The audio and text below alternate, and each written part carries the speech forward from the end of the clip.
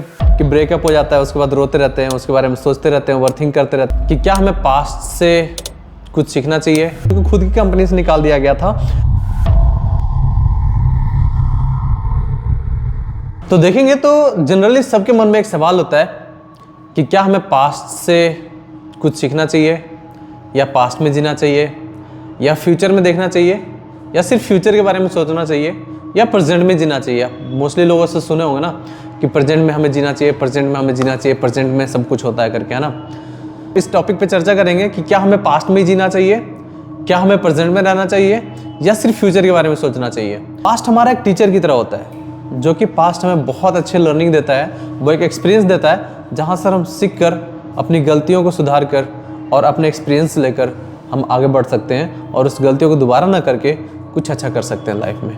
लेकिन पास्ट में हमारे कुछ ऐसे भी मिस्टेक्स होते हैं जिसको आप दोबारा रिपीट नहीं कर सकते हैं, और उस एक्सपीरियंस को याद करके आप दोबारा ठोकर नहीं खा सकते हैं। कई लोग होते हैं, देखते होंगे कि ब्रेकअप हो जाता है, उसके बाद रोते रहते हैं, उसके बारे में सोचते रहते हैं, ओवरथिंक करते रहते हैं। तो माइंड में आपका back of the mind psychology क्या हो रहा है?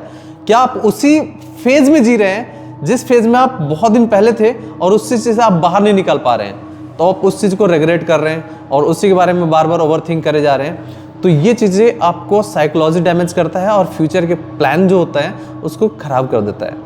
फ्यूचर में सिर्फ जीना चाहिए, तो अगर किसी को भी आप देखेंगे ना, तो फ्यूचर के बिना तो जिंदगी ही नहीं है। जैसे अगर मान लीजिए कोई स्टूडेंट है, 10th क्लास का है, तो उसको पता होता है कि मेरा 10th का पेपर आने वाला है, so they have to plan accordingly. वो प्लान करता है कि मेरा एग्जाम आने वाला, उस हिसाब से प्लान करता है। अगर मान लीजिए 12th का, तो उसके हिसाब से करता है। किसी जॉब की प्रिपरेशन कर रहे हैं तो उस हिसाब से करते हैं, इंजीनियरिंग कर रहे हैं तो उस हिसाब से करते हैं, मेडिकल कर रहे हैं तो उस हिसाब से करते हैं। तो जिस भी फील्ड में आप हैं उस हिसाब से प्लानिंग करते हैं और आपको पता होता है कि फ्यूचर में क्या करना है, उस हिसाब से अपने प्लान पे काम करते हैं। और उस प्लान पे जब वर्क करते हैं फिर जाके आपका फ्यूचर डिसाइड होता है कि आप, हाँ, जो अचीवमेंट आप चाह रहे थे वो अचीवमेंट आपको मिल चुका है। कोई अपने नए घर की प्लानिंग कर रहे होंगे, कोई लोन की प्लानिंग कर रहे होंगे, तो हर तरीके से आप हिसाब लगाते होते हैं और उस हिसाब से आपको चीजें अचीव होती है।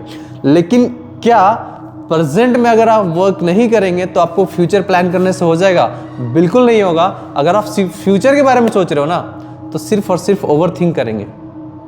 ओवरथिंक करेंगे कि मुझे ये भी करना है, मुझे ये भी करना है, ये नहीं तो ये कर लेता हूँ। तो इस तरीके से ओवरथिंकिंग से ना मल्टीपल थॉट्स आपके आएंगे और मल्टीपल थॉट्स की वजह से आप कुछ भी नहीं कर पाएंगे। और आपके पास अगर फ्यूचर गोल नहीं है ना, कोई गोल डिसाइड नहीं कर रहे हैं ना, तो आपका जो प्रेजेंट है वो भी खराब होगा और आगे कुछ नहीं कर पाएंगे, कुछ बड़ा मकसद हासिल नहीं कर पाएंगे। फिर एक एज आने के बाद आपको लगेगा कि अभी तक मैं कुछ नहीं कर पाया हूँ, है ना।